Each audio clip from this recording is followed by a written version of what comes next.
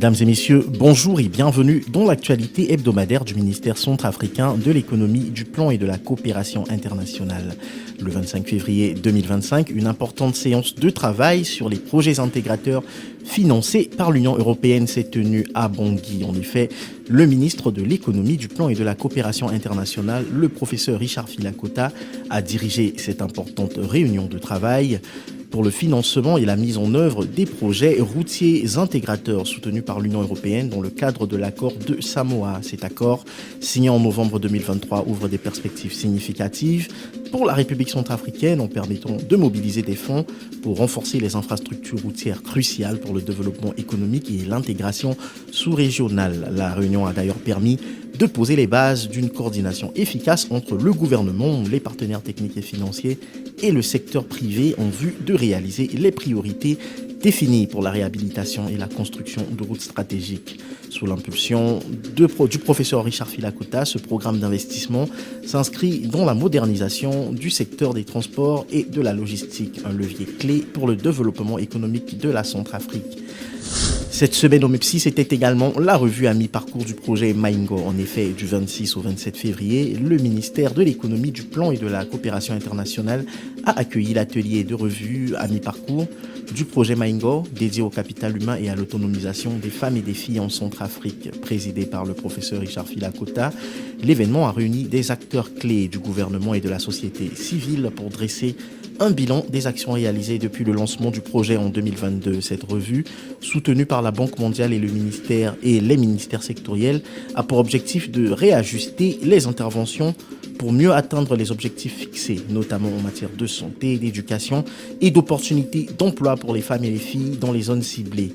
Le ministre, le professeur Richard Filakota, a souligné l'importance de cette évaluation pour garantir la transparence et l'efficacité du projet. L'atelier a également permis d'échanger des expériences et d'identifier les meilleures pratiques pour améliorer l'impact de Maingo sur ses bénéficiaires. En effet, Maingo représente une initiative stratégique pour renforcer l'autonomisation des femmes et des filles. C'est un pilier essentiel pour le développement durable de la Centrafrique. Le 26 février toujours, il y a eu le lancement des travaux du comité de pilotage pour la consolidation de la paix. La réunion inaugurale marquant le lancement des travaux de ce comité pour la consolidation de la paix a été co-présidée par le professeur Richard Filakota, le ministre de l'économie, du plan et de la coopération, avec M. Mohamed Ag Ayoya, représentant spécial du secrétaire général des Nations Unies en Centrafrique.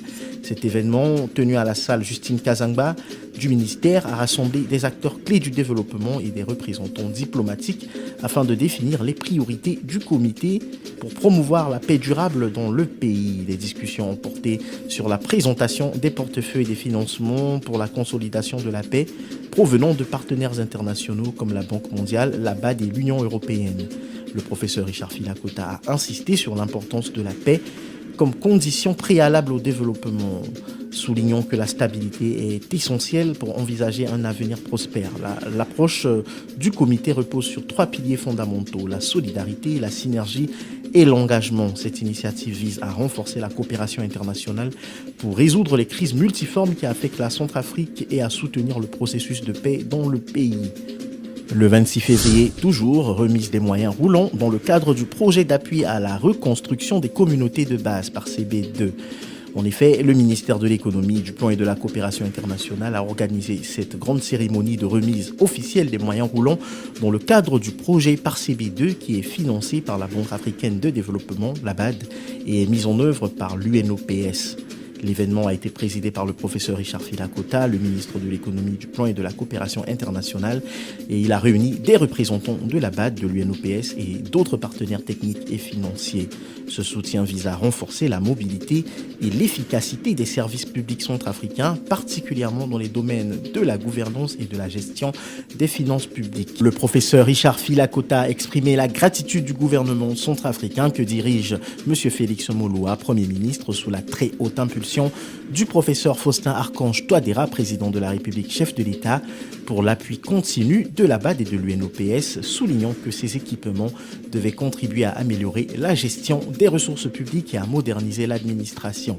Cette initiative, partie intégrante du PARCB2, est un exemple de collaboration fructueuse entre les partenaires internationaux et le gouvernement centrafricain. Il vise à garantir une gestion transparente et efficace des ressources nationales pour le développement durable du pays. Et pour boucler l'actualité du MEPSI de la semaine, le vendredi 28 février, un atelier a été organisé à Bangui pour renforcer l'implication des organisations de la société civile, les OCS, dans le processus de décentralisation territoriale en République centrafricaine.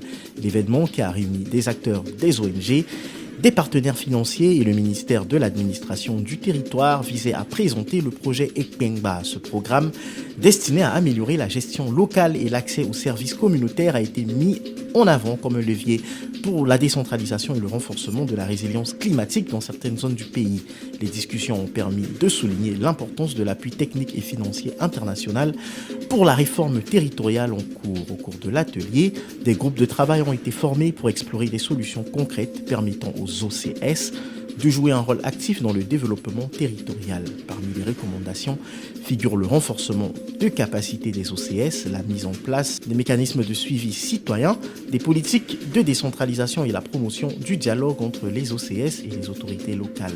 L'événement a montré un engagement fort des OCS et des partenaires institutionnels pour une gouvernance locale inclusive, avec l'objectif de renforcer la mise en œuvre efficace de la décentralisation en RCA et d'améliorer les conditions de vie des populations. Mesdames et messieurs, c'était l'essentiel de l'actualité du MEPSI de la semaine. Nous vous remercions pour votre attention et vous souhaitons un excellent week-end.